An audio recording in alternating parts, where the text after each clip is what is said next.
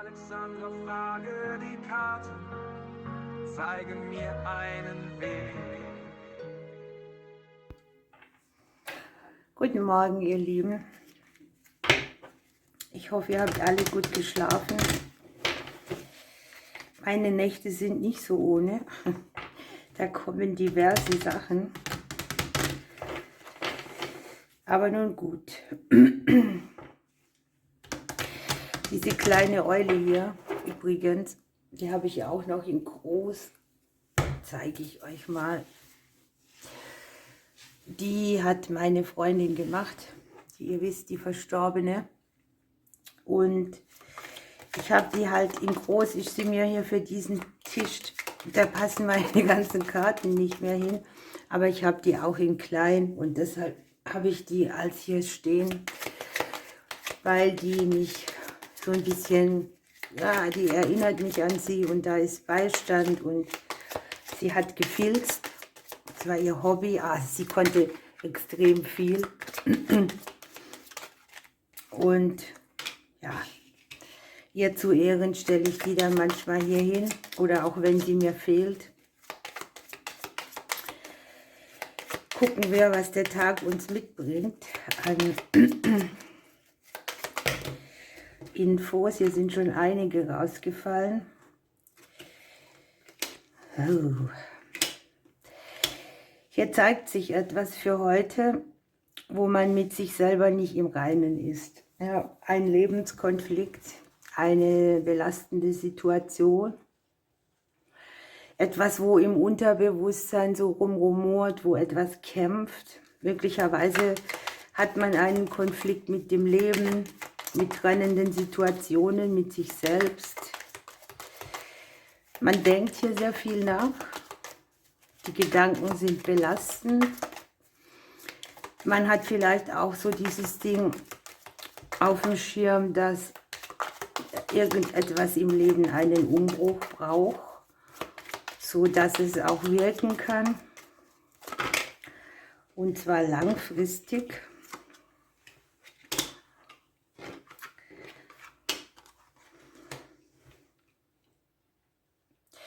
Ja, es geht um Richtungsaufnahme. Es geht darum, etwas in Bewegung zu bringen, etwas umzusetzen, Entscheidungen zu treffen, die man in der Vergangenheit vermieden hat, um keine Konflikte auszulösen.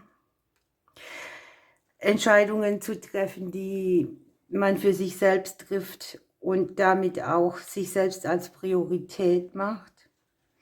Hier möchte auch das Seelenleben wieder so ein bisschen mehr ausgeglichen sein, in Harmonie, im Wachstum. Es kann hier auch sein, dass man etwas verdrängt hat, was jetzt hier nach oben kommt. Und man hat hier dieses Gefühl, man kann hier losreiten. Ne? Hier sind Sachen, die man nicht zu befürchten hat und gleichzeitig befürchtet man sie. Das sind die Ängste, eine Entscheidung zu treffen, der Mut, in eine Richtung zu gehen, die das Umfeld vielleicht so nicht möchte.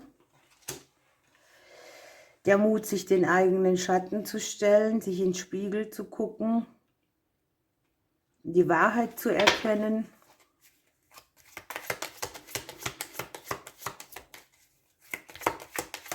Der Mut auch, wo man sich überlegt, reicht denn mir alles, was ich brauche? Bin ich versorgt, wenn ich meinen eigenen Weg gehe?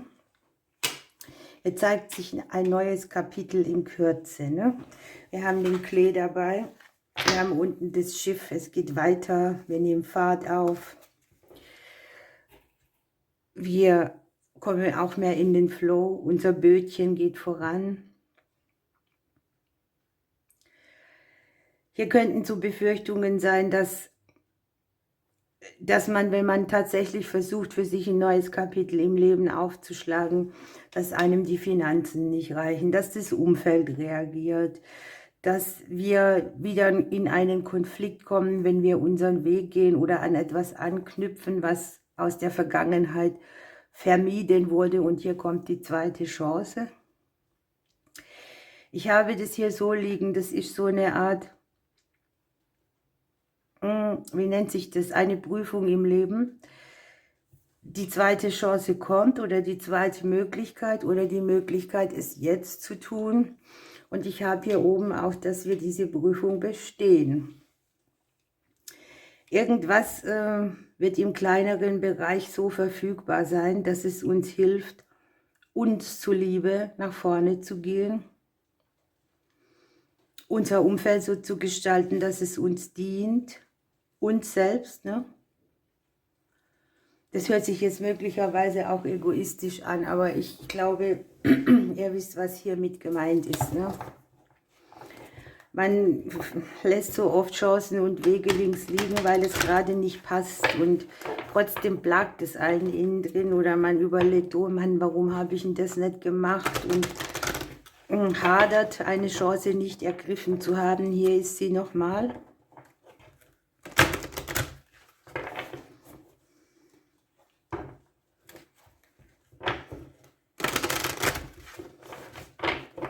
Was mir hier auch auffällt, sind folgende Gedanken. Ich habe in meinem Leben, da ist keiner außer ich dran schuld, oft Sachen, die mir entsprochen hätten, nicht gemacht, um dass die anderen ihre Komfortzone haben. Aber die anderen, die haben trotzdem ihr Ding gemacht. Das ist einfach so und das war eine bittere Erkenntnis.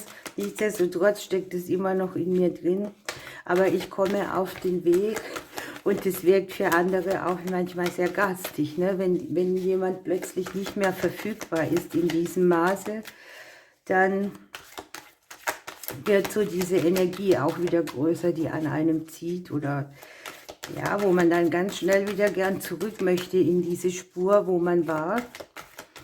Und hier kommt sozusagen die zweite Chance und ich sehe, dass wir diese Prüfung bestehen und dass unsere Ängste nicht stimmen, denn hier ist die Selbstannahme, ne? Wir sind hier wichtiger in unserem Leben als all die anderen. Es ist unser Leben. Es ist das, was uns trennt vom Leben oder was uns das Leben schwer macht. Und da kommt keiner gesprungen und macht es für uns. Hier geht es schon auch darum, seinen Platz im Leben zu beanspruchen.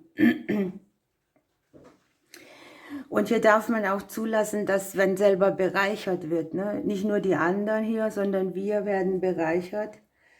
Man darf zu seiner eigenen Größe stehen, seine ganzen Facetten sind hier mit an Bord und wollen gelebt werden. Und jetzt kommt eben das Schwierige. Einsteils möchte man hier für sich einstehen, andererseits hat man hier Punkte, die man als Schatten bezeichnet, die man an sich nicht haben will oder zu denen man nicht steht und dann entsagt man wieder dieser Fülle. Es geht um diese Anteile, die man auch verneint oder verleugnet. Und je mehr man sich hier selber annimmt, desto mehr kommt man in die eigene Lebenskraft und kann mit der eigenen Größe dem Leben wieder ein Ja geben. Und einiges wird sich in Harmonie austragen. Und ich frage mich immer wieder, warum, ich gehe jetzt mal nur von mir aus, warum man sich immer wieder dagegen entscheidet, ne? Das ist wahrscheinlich eine Sache, die man nie richtig gelernt gekriegt hat. Man kommt nie zuerst, stellt sich hinten an. Sowas alles wird darum pochen. Nicht gut genug sein, nicht schön genug, nicht schnell genug, was weiß ich. Alle kleinen Defizite, die man immer wieder um die Ohren kriegt. Die einen auch irgendwie dann isolieren, ne? Manchmal ist es bei mir so, wenn ich die Welt nicht mehr hören kann oder will, dann mache ich dicht. So, das Einhorn kommt. Hier geht es um die Unschuld, die wir haben, ne? Wir sind nicht so auf die Welt gekommen, so voller Schuld. Man hinterfragt den Zweck seiner Handlungen. Man hat hier so eine kleine Einweihung bevorstehen. Das ist so diese Prüfung, die ich hier sehe. Und man fragt sich hier vielleicht auch, wo diene ich den anderen, wo diene ich mir selbst. Das Dienen wird hier erwähnt. Und man bekommt irgendwoher auch einen Vertrauensbeweis. Das heißt, uns fällt etwas zu, damit wir den Schritt auch leichter gehen können. Sehr spannend. Ich glaube, das betrifft auch sehr, sehr viele. Die Wurzeln werden hier angesprochen, das Erbe der Familie und ja, die Selbstannahme, eine lebenslängliche Aufgabe. Aber ich weiß, dass viele das auch ganz gut können. Ne? Deshalb es ist eine kollektive Legung für die, denen dieser Schuh passt. Ich wünsche euch einen wunderschönen Samstag. Ich drücke euch bis morgen.